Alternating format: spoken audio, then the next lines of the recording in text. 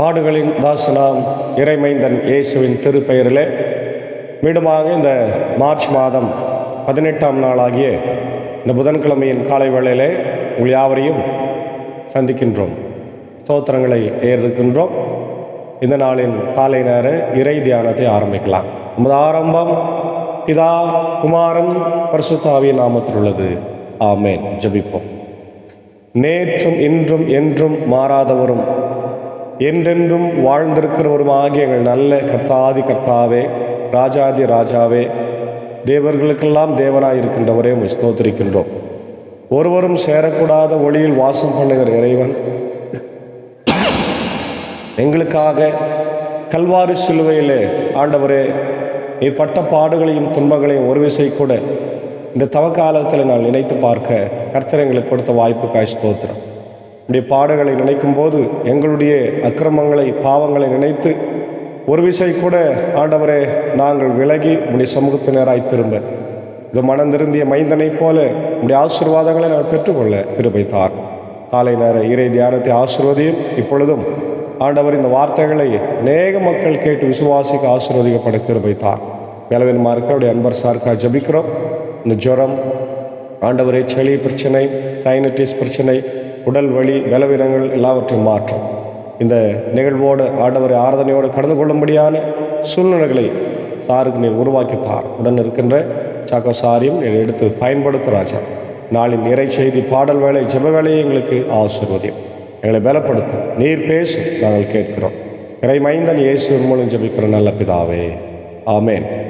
காலை வேளையிலே நாம் இறைவனை துதிக்கும்படியாக 120வது பாடலுடைய பாடலாகிய எல்லாம் இயேசுவே எனக்கு எல்லாம் இயேசுவே என்ற பாடலை முதல் 3 கவிகளை நாம் சேர்ந்து பாடுவோம். 120வது பாடல் எல்லாம் இயேசுவே எனக்கு எல்லாம்.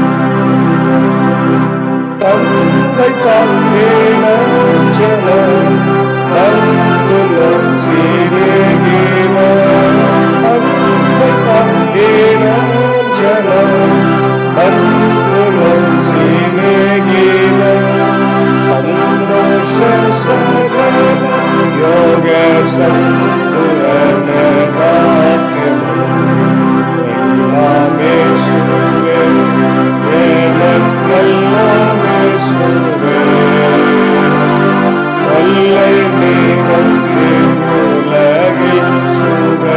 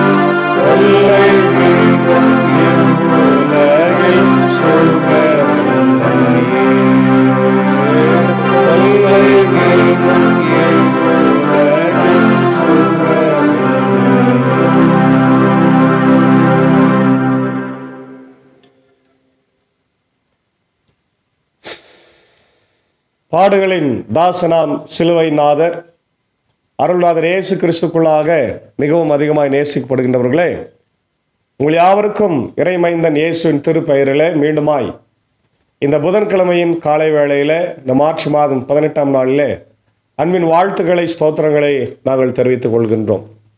இந்த நாளிலும் நாம் தியானிக்கும்படியாக தெரிந்து கொண்ட கடவுளுடைய வார்த்தை அது 1 கொரிந்தியர் 10ஆம் அதிகாரம் 1 முதல் 13 வசனங்கள். இந்த கொரிந்து நிருபம் என்பது மிகவும் முக்கியத்துவம் வாய்ந்த ஒரு நிருபம். பவுலடிகளார் இதை எழுதியுள்ளார் என்ற ஒரு சிந்தனை இருக்கிறது. இது ஒரு பெரிய கடிதம். அதே நேரத்தில் நிறைய அறிவுரைகளை, இறையியல் சித்தாந்தங்களை நமக்கு கவிதை வடிவில் இது வழங்குகிறது. குறிப்பாய் 13ஆம் அதிகாரம் அன்பை பற்றி ஒரு அழகான கவிதை தொகுப்பாய் பார்க்கிறோம். இப்படிய சூழல் பார்க்கும்போது பவுல் அவருடைய காலத்தில் கொரிந்து ஒரு பெரிய வணிக நகரமாய் விளங்கியது. ரோமையரின் குடியேற்ற நகரமாகவும் திகழ்ந்தது. இங்கு பல தெய்வங்களுக்கான கோவில்கள் இருந்தன. வழிபாடு சார்ந்த வாணிகமும் தலைத்து ஓங்கியது. கொரிந்தியரை போல் இருத்தல் என்னும் கூற்று ஒழுக்க கேடாய் வாழ்தலை குறித்தது. அதாவது 6ஆம் கற்பனைக்கு விரோதமாக அவங்க வாழ்ந்தாங்க. பவுல் காலத்தில் ரோமில் ஏறக்குறைய 70 லட்சம் மக்கள் வாழ்ந்தார்கள். அவர்கள் 3 பங்கினர் அடிமைகளாய் இருந்தார்கள். பவுல் தம் 2ஆம் பயணத்தின் போது இந்த திருச்சபையை ஏற்படுத்தினார். அப்போஸ்தலர் 3:6, கொரிந்தியர் 3:6, 10, 4:5, அப்போஸ்தலர் 18:1-7. குறிப்பாக அக்கில்லா பிரிஸ்கில்லா தம்பதியாருடன் நட்பு கொண்டார். யூதர்களுடன் தொழுகை கூடத்தில் விவாதித்தார். பின்னர் பவுல் எபேசு நகரத்தில் நற்செய்தி பணி ஆற்றிய போது குலோயி வீட்டானர் மூலம் கொரிந்து திருச்சபையில் இருந்த பிளவுகளை பற்றி கேள்விப்பட்டு அந்த கொரிந்து சபைக்கு இந்த கடிதத்தை எழுதி பல சிக்கல்களுக்கு விடை கேட்டு அவர் இந்த கடிதத்தை எழுதுகிறது நம்ம பார்க்கின்றோம். சிலர் இதை வாய்மொழியாகவும் சிலர் எழுத்தாகவும் எழுதினார் என்று சொல்கிறாங்க. நிறைய பேர் சிக்கல்களை அவர் அறிந்து கொண்டு அதை அழகாக எழுதினார் என்று சொல்கிறாங்க. இது கிபி 54 முதல் 55ஆம் ஆண்டுகளில் எழுதப்பட்டிருக்கலாம் என்று சொல்லப்படுகிறது. இந்த கொரிந்து சிட்டியை நீங்கள் பார்த்தீங்கன்னா, இந்த சிட்டி வந்து ஒரு மேஜர் சிட்டி, ஒரு காஸ்மோபாலிட்டன் என்று சொல்லப்படுகிற ஒரு பெரிய மும்பை நகரத்தை போல, சென்னை பட்டணத்தை போல, கொல்கத்தாவை போல ஒரு துறைமுக பட்டணம். நிறைய மக்கள் அங்கே வந்து வியாபாரம் செய்வாங்க. அதே நேரத்தில் ஆலயத்துக்கும் வந்து போவாங்க. அப்போது கிரேக்கர்களாக இருந்து கிறிஸ்தவர்களாக மாறினவங்க, யூதர்களாக இருந்து மாறினவங்க, பல ஜாதிகளிலிருந்து அங்கே வர்றவங்க ஆலயத்துக்கு வந்து போவாங்க. அப்போது இஸ்துமஸ் என்ற இடத்துல தான் அந்த சிட்டி லொக்கேட் ஆகிருக்கிறது. ஏன்ஷியன்ட் கிரீஸ் என்று சொல்லுவார்கள். அதாவது பிலிப்போனே என்ற ஒரு இடத்துல அது இருக்கிறதா நம்ம பார்க்குறோம். அதே போல் it is important for trade centre, commerce, culture and wealth, luxury and immorality. நிறைய ப்ராப்ளத்துக்கு அது ஒரு சென்ட்ரல் பிளேஸாகவும் இருந்தது. பவுலடிகளார் தான் இதை ஸ்தாபித்தார் என்பதற்கு அப்போஸ்தலர் 18:1-17 நாம் பார்க்குறோம். 18 மாதங்கள் அங்கே தங்கி அவர் ஊழியத்தை செய்தார். யூதர்களுக்கும் புறஜாதிகளுக்கும் சுவிசேஷத்தை அறிவித்தார் என்று பார்க்குறோம். நிறைய பேர் இயேசுவை ஏற்றுக்கொண்டு சுவிசேஷத்தை பின்பற்றினார்கள். The church was established around 50 to 51 AD. 50லேருந்து 51 ADயில் கிறிஸ்துவுக்கு பின்பாக நம்மங்க என்ன பிரச்சனைன்னு பார்த்தீங்கன்னா, கொரிந்து திருச்சபையில் யூதர்களாக இருந்து வந்தவங்க, புறஜாதிகளாக இருந்து வந்தவங்க, அடிமைகளாக இருந்து வந்தவங்க, இதெல்லாமுக்கும் ஆண்டவருடைய வார்த்தையை அவர் சொல்கிறார். குறிப்பாக அந்த திருச்சபை ஒரு ஆவிக்குரிய திருச்சபையாக வளர்ந்தது. ஆமென், அல்லேலூயா. இன்றைய திருச்சபைகள் ஆவிக்குரிய திருச்சபைகளை வளர்கிறதா கொஞ்சம் யோசித்து பாருங்கள். ஆனால் பவுலடிகளார் அன்றைக்கு கொரிந்து சபையை ஆவிக்குரிய சபையாக வளர்த்து எடுத்திருக்கிறார். நிறைய ஸ்பிரிச்சுவல் கிஃப்ட்ஸ் அதெல்லாம் இருந்திருக்கிறது. அதாவது தீர்க்க தரிசனங்கள், குணமாக்குகிற பணி, இந்த மாதிரி நிறைய ஊழியங்களை அவங்க செய்திருக்கிறாங்க. அதே நேரத்தில் பவுலடிகளார் கொரிந்து திருச்சபையோடு நெருங்கிய உறவு வைத்து கொண்டிருக்கிறத நம்ம பார்க்க முடிகிறது. அதனால தான் 2 கடிதத்தை, வேறு எதுக்குமே எழுதாதவர் இங்கே 2 கடிதத்தை அவர் எழுதியிருக்கிறத நம்ம பார்க்கின்றோம். அதே நேரத்தில் இந்த நிருபத்தை குறித்து இன்னும் நம்ம பார்க்கும்போது இதுக்கு நிறைய முக்கியத்துவம் பவுலடிகளார் கூறுகிறார். ஏன்னா திருச்சபையில் நிறைய பிரச்சனைகள் இருக்கும்போது எப்பவுமே ஊழியக்காரங்க நிம்மதியாக தூங்க மாட்டாங்க இல்லையா? அது நமக்கு தெரிஞ்ச விஷயம்தான். அதனால் பவுலடிகளார் இந்த நிருபத்திற்கு அதிகமாக முக்கியத்துவம் கொடுக்கின்றார். அதாவது எப்பவுமே நம்ம ஒரு மிஸ்டேக் பண்ணோன்னா அந்த மிஸ்டேக்ஸ்லேருந்து நிறைய விஷயங்களை கற்றுக்கொள்வோம். அதுதான் உண்மையான காரியம். அதே தான் இங்கே கூட இஸ்ரவேல் மக்களுடைய அந்த மிஸ்டேக்ஸ்லேருந்து பவுலடிகளார் யூத மக்களுக்கும் புறஜாதியாருக்கும், முக்கியமாக யூத மக்களுக்கு இந்த வார்த்தைகளை அவர் எடுத்துரைக்கிறதை நம்ம பார்க்கலாம். லேர்னிங் ஃப்ரம் இஸ்ரேல்ஸ் மிஸ்டேக்ஸ் இல்லையா?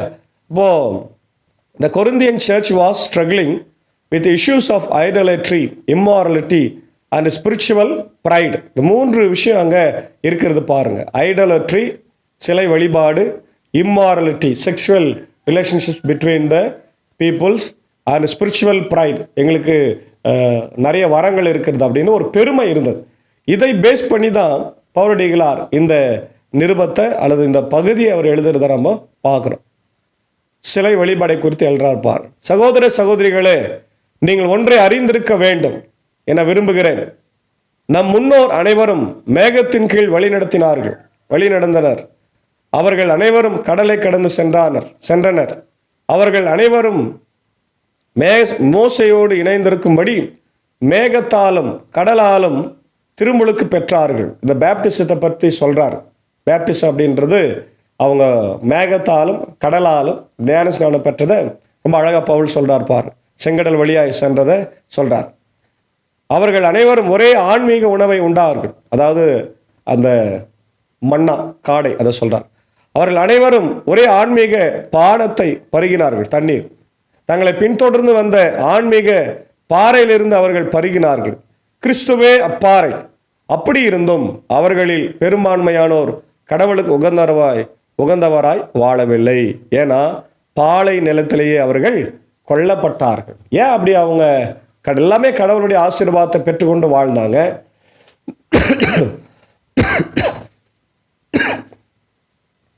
அப்படி இருக்கும்போது ஏன் அவர்கள் மரித்து போனார்கள் அப்படின்னு கேட்டிங்கன்னா,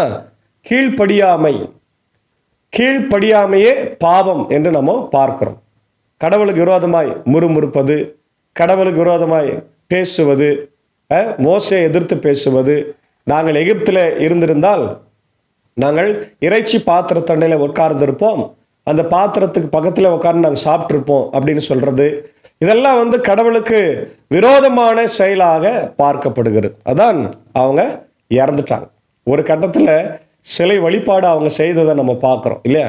மோசேயும் யோசுவா காலேபும் ஆண்டவரை பார்க்கறதுக்கு மோசே மலை மேலே போயிட்ட பிறகு யோசுவா காலேபும் மலை அடியில் உட்காந்துக்கிற 40 நாள் வரல. மோசே அவ்வளோதான், போயிட்டார் போல் தருது, இறந்துட்டார் போல் தருதுன்னு சொல்லி இவங்க என்ன பண்ணுறாங்க? ஆரோனோடு சேர்ந்து பொன் கன்றுக்குட்டியை செய்து வணங்குறாங்க. இதெல்லாம் கடவுளுக்கு மிகப்பெரிய அருவருப்பை, கோபத்தை ஏற்படுத்தியது இல்லையா? இன்னைக்கு இதை நம்முடைய வாழ்க்கையில பொருத்தி பார்க்கும்போது நிறைய நேரத்தில் நம்ம என்ன பண்ணுறோம்? ஆண்டவர் தானே, அவர் எல்லாத்தையும் மன்னிக்கிறாரு, பொறுமையுள்ளவராக இருக்கிறாருன்னு சொல்லி நம்ம கடவுளுக்கு விரோதமான காரியத்தை இன்னைக்கு செய்கிறோம். என்னென்ன செய்கிறோம் பாருங்க. கிறிஸ்தவர்களாக தான் இருக்கிறோம், நல்ல நேரத்தை பார்க்குறோம். நல்ல நேரம், கெட்ட நேரம் இல்லையா, யமகண்டம், இதெல்லாம் பார்க்குறோம். ஐயர் திருமணத்திற்கு ஒரு நாள் அதை குறித்து கொடுக்கறதுக்கு போகும்போது முன்னெல்லாம் ஐயருங்க குறித்து தருவாங்க. இப்போ நம்மளே போய் குறிச்சிக்கிறோம். சபையார் வீட்டுக்காரே ஐயரை இந்த நாள் தான் முகூர்த்த நாள் நல்லா இருக்குது, இதில் தான் ஆசீர்வாதமாக இருக்குது, இதில் தான் வளர்ப்பறையாக இருக்குது, இதில் தான் அப்படி இருக்குது இப்படி இருக்குதுன்னு சொல்லி ஐயருங்களையே ஏமாத்துற ஒரு அளவுக்கு சூழ்நிலை இன்னைக்கு உருவாயிருக்குது. அதாவது நேரத்தை குறித்து வைத்துக் கொள்கிறாள். எப்படி இது நல்ல நேரம் கெட்ட நேரம் யார் குறித்து கொடுத்தது? ஆண்டவர் படைக்கும் போது அப்படி எதனா வச்சாரா? ஒரு லிமிட் வச்சாரா? இல்லையே. யாரால் படைக்கப்பட்டது? மனிதனால் உருவாக்கப்பட்டது. அப்போ மனிதனால் உருவாக்கப்பட்ட இந்த காரியங்களை எல்லாம் செய்யும்போது ஆண்டவர் கோவப்படுவார மாட்டாரா? ஞாயிற்றுக்கிழமை கல்யாணம் வைக்கக்கூடாதுன்னு சொல்கிறான் இருங்க, ஞாயிற்றுக்கிழமை நிச்சயதார்த்தம் வைக்கக்கூடாது, ஞாயிற்றுக்கிழமை கிரக பிரவேசம், வீடு பிரவேசம் எல்லாம் வைக்காதீங்க, மற்ற நாளில் வைங்கன்றோம். ஆனால் கேட்கவே மாட்டாங்க. ஆண்டவருடைய நாளில் தான் வைப்பாங்க. இப்போ ஐயர் என்ன பண்ணுவார்? ஆதாபாதியாக ஆலயத்தை நடத்திட்டு ஓடுவார். மக்களுக்கு வசனத்தை சரியாக சொல்ல முடியாது. அங்கே ப்ரேயர் மீட்டிங் போலன்னா அவர் பெரிய ஆளாக இருப்பார், அவர் ஐயரை பார்த்துக்கிற ஒரு கைன்னுவார். இப்படி தான் இன்னைக்கு சபையினுடைய ஊழியங்கள் எல்லாம் பாதிக்கப்படுகிறது இல்லையா? அப்போ கடவுளுக்கு விரோதமான செயல்கள் இஸ்ரவேல் மக்கள் செய்தார்கள் என்று நம்ம சொல்கிறோமே தவிர இன்னைக்கு நம்மளும் இதை செஞ்சுன்னு இருக்கிறோன்றது தெரில. அதே போல் பார்த்தீங்கன்னா கடவுளுக்கு கொடுக்குற நேரத்தை மனிதர்களுக்கு கொடுக்கு. சர்ச்சுக்கு போகிறது உட்காந்து பேசுனுக்குது, அன்றைக்கி தான் துணி துவைக்கிறது, அன்றைக்கி தான் கல்யாண வீட்டுக்கு போகிறது, அன்றைக்கி தான் துக்க வீட்டுக்கு போகிறது, அன்றைக்கி தான் நண்பர்களோடு வெளியே போகிறது. கேட்டால் அன்றைக்கி ஒரு நாள் தான் லீவ் ஆகிரு, என்னால் வர முடியல. எல்லாம் சாக்கு போக்கு நம்ம சொல்லி கொண்டிருக்கிறோம். கடவுளை விட்டு பின்வாங்கி கொண்டிருக்கிறோம். ஆண்டவர் கோபம் வராதா வருமா சொல்லுங்க பார்க்கலாம். நிச்சயமாக அவர் கோபப்படுவார் என்பதில் எந்த சந்தேகமே இல்லை. விக்கிரக ஆராதனைகள், வழிபாடுகள் எல்லாம் இன்னைக்கு நம்மளும் நடத்த ஆரம்பிச்சிட்டோம். கடவுளுக்கு கொடுக்க வேண்டிய கனத்தையும் மரியாதையும் மனிதர்களுக்கும் நேரத்துக்கும் காலத்துக்கும் நம்ம கொடுத்தோம் என்று சொன்னால் அவ்வளவுதான். அதெல்லாம் கடவுளுக்கு அருவருப்பானது. அதனால்தான் இஸ்ரவேல் மக்கள் வனாந்தரத்திலே அழிந்து போனார்கள். பாருங்க, அவர்கள் தீயனவற்றில் ஆசை கொண்டு இருந்தது போல நாமும் இராதவாறு அவை நமக்கு ஒரு முன் அடையாளமாய் நிகழ்ந்தன. அவர்களுள் சிலரை போல நீங்களும் சிலைகளை வழிபடாதீர்கள், அவர்களை குறித்தே நான் சொல்றேன்னு பார்த்தீங்களா? மக்கள் அமர்ந்து உண்டு குடித்தனர், எழுந்து மகிழ்ந்து ஆடினர் என்று மறைநூலில் எழுதப்பட்டிருக்கு. அதாவது புசிப்பது, குடிப்பது, வாழ்றது, இதுதான் ஒரு வாழ்க்கையா? இந்தியாவில் நிறைய மதங்கள் இருக்கிறது. அதில் சதுவர்க்கம் அப்படின்ற ஒரு மதம் இப்போது இந்திய அரசாங்கத்தால் அது அங்கீகரிக்கப்பட்டிருக்கு. என்னன்னாக்கா அதில் ஒன்றும் இல்லை, அதில் கடவுள் யாருமே கிடையாது. அதில் என்ன கடவுள், யார் கடவுள்னா கொள்கை தான். என்ன கொள்கைனா சாப்பிட்றது, குடிப்பது, சந்தோஷமாக இருப்பதுன்னு சொன்னால் எல்லாமே அதில் அடங்கு. உடல் சார்ந்த இச்சை எல்லாத்தையும் நிறைவேற்றி கொள்வது. கொஞ்ச நாளைக்கு முன்னாடி ரஜினிஷ் அப்படின்றவர் கூட அதை செய்தார் என்று பார்க்கிறோம் இல்லையா? அப்போது இவையெல்லாம் எதை குறிக்கிறதுனா தங்களுடைய இச்சைகளை நிறைவேற்றுவதற்காக அவர்கள் தனிப்பட்ட ஒரு மார்க்கத்தை ஏற்படுத்தி அது கடைசியாக நிற்குதான்னு பார்த்தா இன்னைக்கு நிற்கல. ரஜினிஷ் எங்கே இருக்கிறாருன்னு யாருக்கும் தெரியாது இல்லையா? அந்த கொள்கை கோட்பாடுகள்லாம் ரொம்ப நாளைக்கு நிற்கல. அப்போ உண்மையான ஆன்மீகம் என்பது என்னன்னா இறைவனை தேடுவதை தவிர வேற ஒன்றும் இல்லை. இறைவனுடைய வார்த்தைகளை அது இஸ்ரவேல் மக்களுக்கும் நமக்கும் ஆண்டவர் கொடுத்திருப்பது, இஸ்ரவேலே கேள், உன் கடவுளாகிய கர்த்தர் சொல்றத கேள்பான்றார். அதுதான் முக்கியம் இல்லையா? அதை விட்டுட்டு உலக பிரகாரமான உடல் ஆசைகளை தீர்த்து கொள்வதற்கு, புசிப்பது குடிப்பதற்கான வாழ்க்கை நமக்கு கிடையாது. அதான் சொல்றார். அவர்களுள் சிலர் பரத்தமையிலே ஈடுபட்டார். பரத்தமைன்னா விபச்சாரம். அதனால ஒரே நாளில் 23,000 பேர் மடிந்தார்கள். 23,000 people were died. அவர்களைப் போல் நாமும் பரத்தமையில் ஈடுபடக்கூடாது. அவர்களுள் சிலர் ஆண்டவரை சோதித்தார்கள், அதனால் பாம்பினால் கடிக்கப்பட்டு அழிந்து போனோம். அந்த அழிவை சொல்றார் பார். 23,000 பேர் விபச்சாரம் பண்ணாங்க, செத்து போனாங்க. சிலர் ஆண்டவரை பழித்து பேசுனதுனால ஆண்டவர் கொள்ளிவாய் சர்ப்பங்களை ஏவ விட்டு கடிக்க வச்சாருன்றது நமக்கு தெரியும். அதனால சோதிக்கூடாது. அவர்களுள் சிலர் முணுமுணுத்தனர், இதனால் அவர்கள் அழிவு விளைவிக்கும் தூதரால் அழிக்கப்பட்டார்கள். அவர்களைப் போல் நாமும் முணுமுணுக்க கூடாது. இந்த முணுமுணுக்கிறது கடவுளுக்கு விரோதமான ஒரு செயல்னு சொல்லியிருக்கோம் இல்லையா? அது பிசாசுக்குரிய குணம். பிசாசு தான் என்ன பண்ணுவான்? ஆண்டவருக்கு விரோதமாய் முணுமுணுப்பான். நம்ம கூட என்ன பண்ணக்கூடாது? அந்த காரியங்கள் எல்லாம் செய்யக்கூடாது. இன்னைக்கு வீட்டில் சரி முணுமுணுக்கிறது கணவனுக்கு மனைவி கூட இடையே பெரிய பிரச்சனையை உண்டாக்குறத நம்ம பார்க்குறோம். கணவன் வேலைக்கு போயிட்டு வரும்போது மனைவி முகத்தை அன்போடு வரவேற்கன்னு சொன்னால் ஏன் அப்படி இருக்கிறன்னு கேட்கும்போது அவங்க முணுமுணுத்தாங்கன்னா சண்டை வரும். அதே போல தான் கணவன் கூட மனைவி கூட எல்லா இடத்துலையும் அந்த பிரச்சனை இருக்கிறது. அதே ஆண்டவர் செய்யக்கூடாதுன்னு நமக்கு சொல்றார் பாரு. அவர்களுக்கு நிகழ்ந்த இவை அனைத்தும் மற்றவர்களுக்கு எச்சரிக்கையாய் அமைந்திருக்கிறது. இறுதி காலத்தில் வாழ நமக்கு இவை அறிவுரையாக எழுதப்பட்டது. நமக்கு ஒரு அறிவுரையாக பவுல் சொல்றார். எப்போ? 2000 வருஷத்துக்கு முன்னாடி இது இறுதி காலம்னு சொல்றாரு பாருங்க. அவர்களுக்கு எனவே நாம் நிலையாக நிற்பதாய் நினைத்து கொண்டிருப்பவர்கள் விழுந்து விடாதபடி பார்த்து கொள்ளட்டும். உங்களுக்கு ஏற்படுகின்ற சோதனை பொதுவாக மனிதருக்கு ஏற்படும் சோதனை அன்றி வேறு அல்ல. கடவுள் நம்பிக்கைக்குரியவர். அவர் உங்களுடைய வலிமைக்கு மேல் நீங்கள் சோதனைக்கு உட்பட விட மாட்டார். சோதனை வரும்போது அதை தாங்கிக் கொள்ளும் வலிமையும் உங்களுக்கு அருள்வார். அதிலிருந்து விடுபட வழி செய்வார் என்று ரொம்ப அழகாக சொல்றார். அதாவது இதெல்லாம் ஒரு சோதனையாக இருந்தால் கூட நீங்கள் அதிலிருந்து வெளியே வரத்துக்கு பார்க்கணும். அதுதான் உண்மையான கிறிஸ்தவ ஜீவியமாக இருக்கிறது அப்படின்னு சொல்றத அது முக்கியமாக இதுலேருந்து நம்ம என்ன கற்றுக்கொள்கிறோன்னா, in this passage Paul wants the Corinthians to learn from the Israel's mistakes in the wilderness and to avoid the same pitfalls of idolatry, immorality and complacency. இல்லையா? அந்த கொரிந்து சபை மக்களை இஸ்ரவேல் மக்கள் போல நீங்கள் விழுந்துடக்கூடாது அப்படின்றதுக்கு இந்த காரியங்களை அவர் எழுதினார் என்று நம்ம பார்க்கின்றோம். ஆகவே அன்பான தேவனுடைய பிள்ளைகளை, இந்த காலை நேரத்தில் இந்த இறை வார்த்தையை நம்ம பெற்றுக்கொண்டிருக்கிறோம். ஆகவே நாமும் நம்முடைய வாழ்க்கையில் ஆண்டவருக்கு பிரியமாய் நடக்கணும். விக்கிரக ஆராதனை, சிலை வழிபாடு, நேரம் காலம் பார்ப்பது, குறி கேட்பது, சாஸ்திரம் பார்ப்பது, ஜோசியம் பார்ப்பது, இவை எல்லாத்தையும் விட்டு கடவுளுக்கு உரிய நேரத்தை கடவுளுக்கு கொடுத்து விபச்சாரம், வேசித்தனம், இல்லையா பரத்தமையில் ஈடுபடுவது, கடவுளுக்கு விரோதமாய் முறுமுறுக்கிறது, இதெல்லாத்தையும் விட்டுட்டு ஆண்டவருக்கு நேரான வாழ்க்கை நம்ம அவரை மட்டுமே நம்பி எல்லாம் இயேசுவே. ரொம்ப அழகான பாடல் பாருங்க. அது எப்படி ஆண்டவர் கொடுத்துருக்கிறார். இன்னைக்கு எல்லாமே எங்களுக்கு இயேசு தான். எல்லா காலமும் நேரமும் எல்லாம் அவர் கரத்தில் இருக்கிறது. ஆகவே எல்லாம் எங்கள் வாழ்க்கையில் அவர்தான் எங்களுக்காய் பாடுபட்டவர், மரித்தவர், ரத்தம் சிந்தினவர் என்பதை இந்த நேரத்தில் நம்ம உணர்ந்து, அவருடைய பாடு மரணத்தின் வழியாக ரட்சிக்கப்பட்டிருக்கிறோம் என்பதை உணர்ந்து அதை உதாசீனப்படுத்துகிறோம். நிறைய நேரத்தில் நீங்கள் இயேசுவை விட்டு வெளியே போனீங்கன்னா இயேசுவை உதாசீனப்படுத்துறீங்க. ஒவ்வொரு முறையும் அவர் தலையில் ஆணி அடிக்கிறீங்க, ஒரு கையில் ஆணி அடிக்கிறீங்க, முள்முடி சூட்டுறீங்கன்றதை மறந்துடாதீங்க.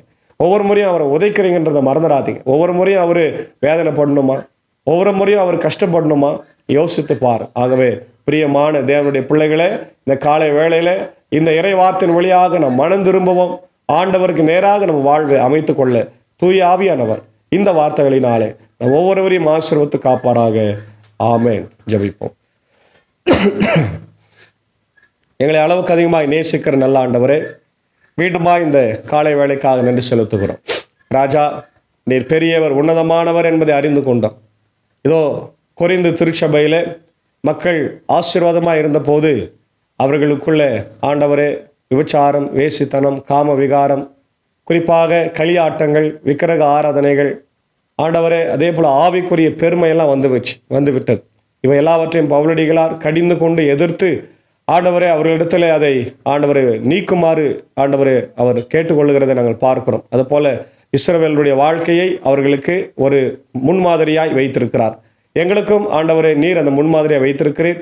நாங்களும் இந்த உலக மக்களைப் போல குறி கேட்பது, நேரம் பார்ப்பது, விக்கிரக ஆராதனை செய்வது, மனிதனுக்கு அதிகமாய் முக்கியத்துவம் தருவது எல்லாவற்றை விட்டு உமக்கே முக்கியத்துவம் தந்து உம்முடைய ஆசீர்வாதங்கள் இந்த நாட்களில் பெற்றுக்கொள்ள கிருபை தாரும். இந்த ஆண்டவரை ஒரு சில நாட்களில் மீண்டும் ஒரு முறை உடைய பாதத்தில் உட்கார்ந்து உடைய வார்த்தைகளை கேட்கவும் ஆண்டவர் உமக்காக வாழவும் நீர் எங்களுக்கு கிருபை தர வேண்டும் என்று நாங்கள் கெஞ்சி மன்றாடுகிறோம். இந்த நாளில் கூட இந்த வார்த்தைகளை கேட்டுக்கொண்டிருக்கிற அகில உலகத்தில் இருக்கிற எல்லா மக்களுக்காக ஜெபிக்கிறோம். America, UK, Australia, New Zealand, Philippines, gulf கண்ட்ரிஸில் இருக்கிற மக்கள், இப்படி இந்திய நாட்டில் இருக்கிற மக்கள், இப்படி ஜனாதிபதி, பிரதமர், இப்படி முதலமைச்சர், கவர்னருக்காக வேண்டிக் கொள்கிறோம். உலக நாடுகளுக்காக ஜெபிக்கிறோம். உக்ரைன் ரஷ்யா போர் நிறுத்தப்பட ஒப்பந்தம் தாரும்.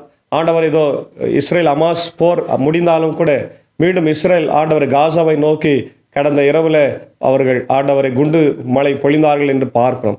இதெல்லாம் நிறுத்திட்டு ஆண்டவரை அமைதி, சமாதானத்தை, ஒரு சூழ்நிலை எங்கள் தேசத்தில் ஆண்டவர் இந்த உலகத்தில் நீர் ஏற்படுத்தி தர வேண்டுமா ஜபிக்கிறோம். ஆண்டவர் அதே போல இயற்கை பேரிடர்கள், ஆண்டவர் பெரிய பெரிய பூமி அதிர்ச்சி, கொள்ளைகளிலிருந்து எங்களை காத்தரலும். குறிப்பாக அவருடைய தாய் திருநாடாக இந்திய தேசத்திற்காக ஜபிக்கிறோம். இல்லை ஆட்சி செய்கிற தலைவர்களையும், குறிப்பாக அவருடைய தமிழ்நாட்டையும், என்னுடைய முதல் மந்திரியையும், ஆண்டவரே என்னுடைய அருமையான உறுப்பினர்கள், MLAக்கள், ஆண்டவர் அதே போல மத்தியில் ஆட்சி செய்கிறவர்கள் எல்லாரும் சமாதானமாக ஒற்றுமையாக ஒரு டென்ஷன் இல்லாமல் வாழ கிருபை தாரும். நாங்கள் நாட்டின் ஆண்டவரை பிள்ளைகள், இந்த தாய் நாட்டின் குழந்தைகள் என்பதை உணர்ந்து ஜாதி, மதம், இனம், மொழி பேதமின்றி நாங்கள் வாழ கர்த்தர் எங்களுக்கு கிருபை தர வேண்டும் என்று கெஞ்சி மன்றாடுறோம். இந்த நாளில் ஆண்டவரை பலவீனமாய் சுகமாக இருக்கிற இப்படி அருமையான அன்பர் சாருக்காக ஜபிக்கிறோம். ஆண்டவர் இந்த குழுவை எப்பொழுதும் லீட் பண்ணுறவர், பாடுகிறவர், தன்னுடைய இல்லத்தை திறந்து கொடுத்து எங்களுக்காக ஆண்டவரை நேரத்தை ஒதுக்குறவர்.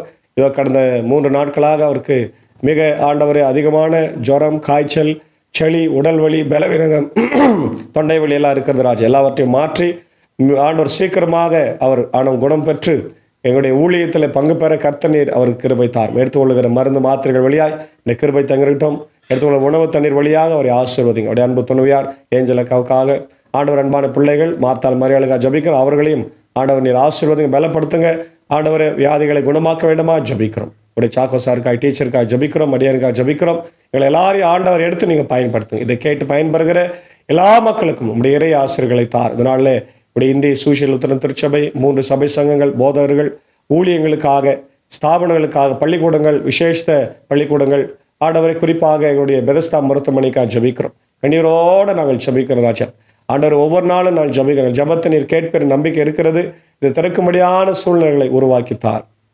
ஆண்டவர் நாளிலே பலவீனமாக இருக்கிற மக்களுக்காக ஜெபிக்கிறோம். ரெவரண்ட் டாக்டர் உதயநேசன் ஐயருக்காக, நிக்சன் ஐயருக்காக, ராஜ்குமார் ஐயருக்காக, பால் மோசஸ் ஐயருக்காக, ஜபலாசர் ஐயருக்காக, ஆண்டவரை வனஜாமாவுக்காக, ஆலன் ரஃபியாவுக்காக, ஆண்டவர் லதா சிஸ்டருக்காக, ஆண்டவர் சாமுவேல் வர்மன் அவர்களுக்காக, ஆண்டவர் ஏழுமலை, ஆண்டவர் வேலன் அவர்களுக்காக ஜெபிக்கிறோம். எல்லாரையும் கண்ணோக்கி பார்த்து சுகத்தை பலத்தை தந்து நீர் வழிநடத்த வேண்டும் என்று ஜெபிக்கிறோம். இந்த நாளில் பிறந்தநாளை காணுகின்ற அன்புக்குரிய அண்ணன் ஆண்டவரே ராபர்ட் கெனடி அவர்களுக்காக ஜெபிக்கிறோம். ஆண்டவருடைய வேலூர் கிறிஸ்து லுத்தரன் திருச்சபையினுடைய ஆண்டவரே நிலைக்குழு உறுப்பினராக இருந்து செயல்படுகிறவர். அண்ணனுக்கு நல்ல சுகத்தை பலத்தை தார். நல்ல ஆண்டவரை பணிகளை ஆசீர்வதிங்க. உடலில் இருக்கிற பலவீனங்களை மாற்றுங்க. மனசில் சமாதானத்தை தாருங்க. அன்பான துணைவியார் அக்காவையும் ஆண்டவரே, இதோடைய அன்பான பிள்ளைகள், ஆண்டவரை மருமக்கள் எல்லாரையும் கர்த்தர் ஆசீர்வதிங்க. ஆண்டவர் எதிர்காலத்தில் வேறு குழந்தைகள் எல்லாவற்றையும் குறித்து நீர் ஆசீர்வத்து தர வேண்டும் என்று நான் ஜெபிக்கிறோம். கர்த்தாவே இந்த நேரத்தில் அதே போல் என்னுடைய பியூலா டேனியல் அவர்களுக்காக ஜெபிக்கிறோம். அவர்களையும் ஆசீர்வதிங்க. ஆம்பர் கண்கடையால் உத்திரன் திருச்சபையுடைய மாதர் சங்கத்தின் பொறுப்பாக இருந்து வழிநடத்துகிற அவர்கள் நல்ல சுகபலத்தை தாரும். அவருடைய கணவர் அன்பான பிள்ளைகளையும் கர்த்தர் ஆசீர்வதும். இதனால் யாரெல்லாம் பிறந்த நாளை திருமண நாளை காணுகின்றார்களோ எல்லாருக்கும் என் தேவன் சுகமலின் ஜீவனை தந்து நீர் வழிநடத்த வேண்டுமா ஜெபிக்கிறோம். தொடர்ந்து ஆண்டவரே, இந்த நாட்களிலே இந்த வெயிலின் கொடுமை எங்கள் பக்கம் அதிகமாக இருக்கிறதுனால எங்களுக்கு அந்த ஆண்டவர் உடல் நிலை பாதிக்கப்படுகிறது. அதிலிருந்து எங்களை காத்தரல வேண்டும் என்று ஜெபிக்கிறோம். தொடர்ந்து ஆண்டவர் இந்த காணொளி வழியாய் பார்த்து கேட்டு பயன்பெறுகிற எல்லா மக்களையும் கர்த்தர் ஆசீர்வதிங்க. ஆம்பூர் பகுதி, திருப்பத்தூர் பகுதி, வேலூர் பகுதி, தமிழ்நாடு, இந்தியா, உலக நாடுகள் எல்லாத்தையும் கர்த்தர் ஆசீர்வதிக்க வேண்டும் என்று கெஞ்சி மன்றாடும். தொடர்ந்து கிருபை ஆசீர்வாத நாள் எங்களோடு இருக்கட்டும். இறைமைந்தன் இயேசுவின் திருப்பெயரில் ஜெபிக்கிறோம் நல்ல பிதாவே, ஆமென். எல்லா வல்ல தந்தை, மகன், தூய ஆவியின் ஆசீர்வாதம் இந்த நாளிலே நம் அனைவரோடு இருப்பதாக. ஆமென். God bless you.